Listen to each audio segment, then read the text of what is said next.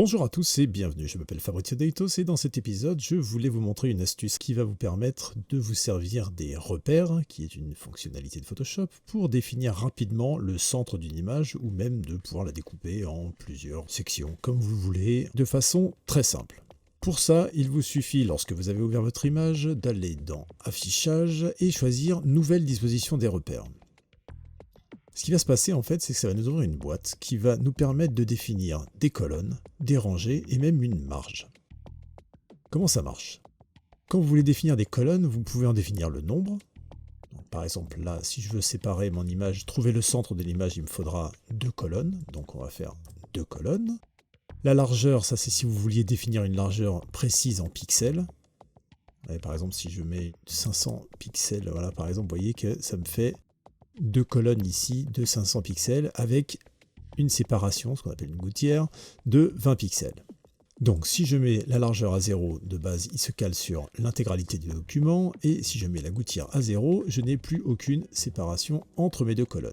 Si je fais la même chose au niveau des rangées, je mets 2, et là 0, et si je valide, eh bien j'ai ici le centre de mon image, et là vous voyez tout est divisé en deux parfaitement, en horizontal et en vertical. Ça, c'est une première chose. Si par exemple vous voulez faire une disposition de repère qui est basée sur la règle des tiers, et bien voilà, vous voyez, hop, vous passez vos colonnes et vos rangées en 3, vous faites OK et vous avez remplacé par une grille avec la règle des tiers. Dans les options, ici vous voyez que j'ai coché le effacer les repères existants, puisque si je l'avais enlevé forcément et que je rajoute des choses, par exemple je remets mon quadrillage de centre, si je fais OK et que je n'ai pas cette option cochée, vous voyez que ça additionne, ça peut être utile aussi, à vous de voir. Je retourne dans Affichage et j'efface mes repères. Pour vous montrer une autre chose, petite astuce très intéressante, si vous ne voulez mettre qu'un seul repère, qu'il soit horizontal ou vertical. Alors il y a plusieurs manières de le faire. Vous pouvez le faire à la mano, c'est-à-dire que dans ce cas-là, il va falloir afficher les règles, ici, et venir cliquer et glisser soit horizontalement, soit verticalement, et ça va vous positionner des repères, en fait, que vous pouvez ensuite recliquer et redéplacer comme vous le souhaitez. Mais si vous voulez, par exemple, positionner un repère pile au centre, et vous ne voulez pas vous embêter à aller calculer le centre de votre image, etc., vous pouvez aller dans Nouveau repère, et ici par exemple horizontal donc, et là encore une fois au lieu de le faire en pixels, ce que vous pouvez faire, ce qui n'est pas écrit mais vous pouvez, c'est pour ça, c'est la petite astuce, et bien vous pouvez ici écrire par exemple 50% directement, et quand vous faites OK, et bien ça vous la positionne directement au centre de votre image. Et vous pouvez faire bien sûr la même chose verticalement, vous mettez 50% OK, et là à nouveau vous avez le centre de votre image. Une dernière petite chose, je vais effacer mes repères. Si je veux faire une marge autour de mon image, grâce à la nouvelle disposition des repères, ça va être possible et très facile. Je décoche mes colonnes, mes rangées, par contre je coche mes marges. De base, il met une marge à 20 pixels.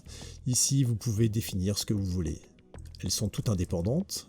Vous pouvez mettre les pixels que vous voulez, et encore une fois, ici aussi, même si c'est pas écrit, vous pouvez également mettre des pourcentages au besoin, si vous avez besoin. Voilà, et là, vous faites OK, et vous avez une marge parfaite tout autour de votre cadre. Bien sûr, si vous voulez les masquer ou les afficher, il suffit d'aller dans Afficher, et ici, décocher ou cocher repère de la zone de travail, et voilà.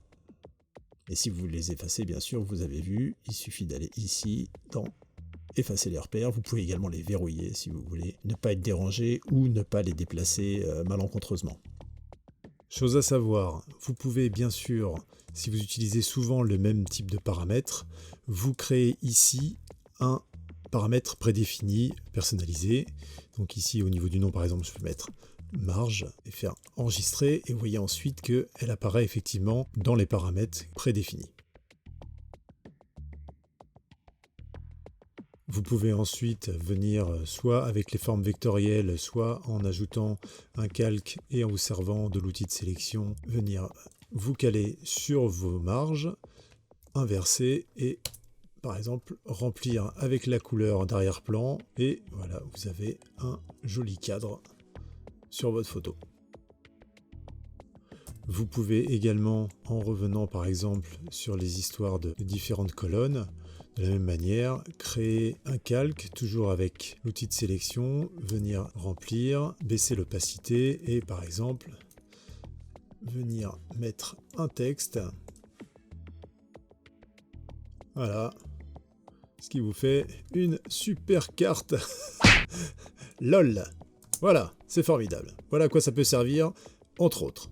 C'est tout pour ces petites astuces concernant les repères dans Photoshop. Si vous avez des questions ou des suggestions, n'hésitez pas à poster ça dans les commentaires, je me ferai un plaisir de vous lire et d'y répondre. Merci à vous et à bientôt pour un prochain épisode des Essentiels. Ciao.